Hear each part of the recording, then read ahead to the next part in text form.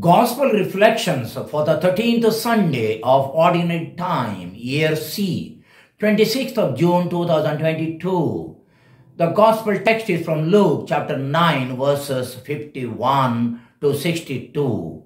The main focus of this Gospel reading is this: Christian discipleship involves hardest choices: to be merciful to those who reject us, to sacrifice our securities and family affections, to work for God's kingdom with a sense of urgency, and to firmly decide to follow Jesus without turning back.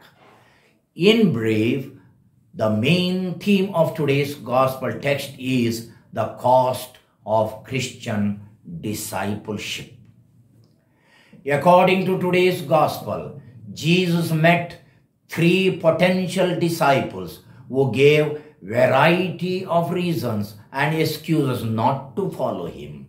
While talking to them, he outlined the real cost of discipleship in an exaggerated and seemingly harsh language, just to emphasize his point. The conditions to follow him are as follows: readiness to forgive those who oppose or reject us instead of punishing or condemning them; willingness to give up our security and to be freely and totally available for service of others; to consider the urgency of the call to work for God's kingdom without making excuses and postponements; and to sacrifice even family affections and blood relationships with resoluteness and single-minded dedication or devotion. The given gospel text begins with Jesus' firm resolve to go to Jerusalem in spite of knowing about the danger to his life because of his single-minded resolve to fulfill his Father's will at any cost. When the Samaritans refused to give place for him in their area, his disciples, namely James and John, wanted to act impulsively and revengefully by commanding fire to come down from heaven and to destroy them, as chapter 9 verse 54 says.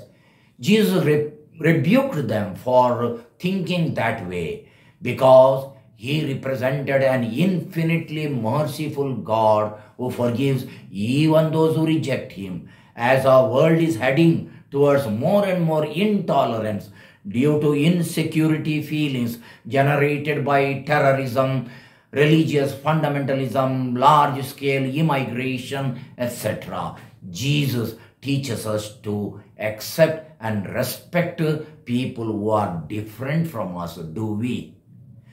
On his way to Jerusalem, among the three would-be disciples who wanted to follow him on their own terms, the first one was most probably very calculative and looked for certainties and guarantees before taking up any task of God's kingdom.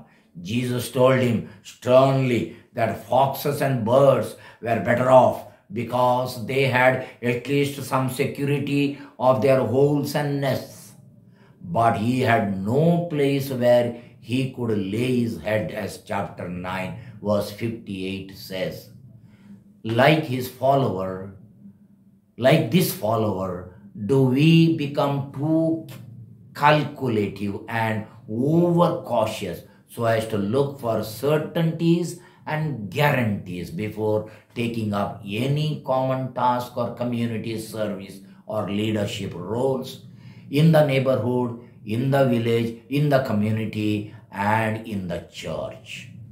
The second one probably wanted to postpone his commitment to Jesus till his father died so that he could perform his filial obligation to bury him, as chapter 9 verse 59 says.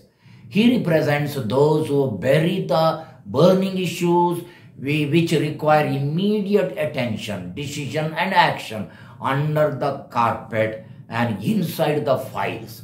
By saying that the dead should bury their own dead, Jesus must have meant that those who made such excuses were already spiritually dead and would be bothered more about burying the physically dead than taking care of the living.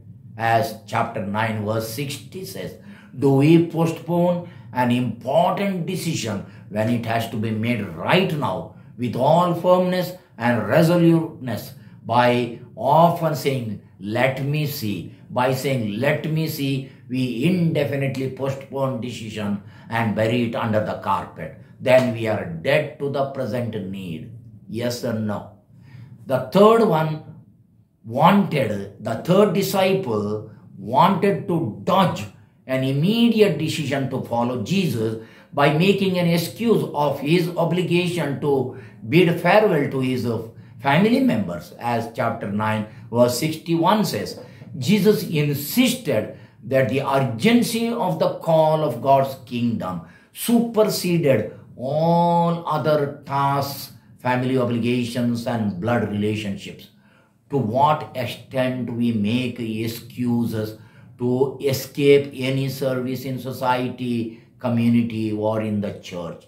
As parents, does our blood relationship become an obstacle for us to correct our children's unacceptable behavior to please them? Do we buckle under their pressure and allow our children to control us instead of we controlling them? Sometimes we observe the initial enthusiasm and zeal of newly married couples, newly ordained priests, newly professed religious sisters, or newly recruited personnel in an institution or an organization. As days and years pass by, their initial enthusiasm fades and motivation weakens. They are tempted to turn back after putting their hands on the plow when difficulties arise, when their expectations are not met, and weaknesses of those with whom they live and work surface one by one. Weaknesses of those with whom they live and work with come to the surface one by one. They begin to regret the decision they made for life, such as marrying so-and-so, becoming a priest, or joining religious life, taking up a particular job, and so on. They feel tempted to give up the fight and turn back. The reason for this burnout could be that they do not take enough care to keep their original sense of commitment burning and burning. Or it could be because of their weak and shaky spiritual foundation.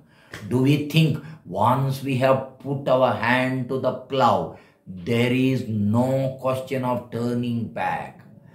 That is, once we have decided to follow Jesus, we have to stand firm on certain principles, even when there are a lot of social pressures or displeasure from our own family members. Do we stand firm in spite of pressures? The same thing may happen in our struggle with habitual sins and bad habits. There is always a temptation to look back and feel regretful for the lost pleasures and selfish gains after once giving them up. Once we have given them up, there is a temptation to go back and think about the pleasures of those days. Jesus invites all of us, once we have decided to follow him and have committed ourselves to a worthwhile cause, not to look back, come what may. Just as Jesus set his face to go to Jerusalem when his time had come to do his Father's will, so also he calls us today to set our mind and heart on our commitment to God's kingdom.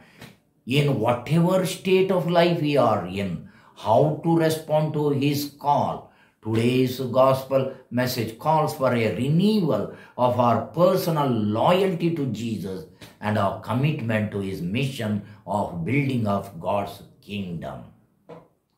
A prayer. Jesus, our Master, we regret for the times we became too calculative and overconscious and looked for absolute certainties and guarantees before taking up any task for your kingdom. We ask your grace and strength to remain your faithful disciples by following your demands of discipleship. Amen.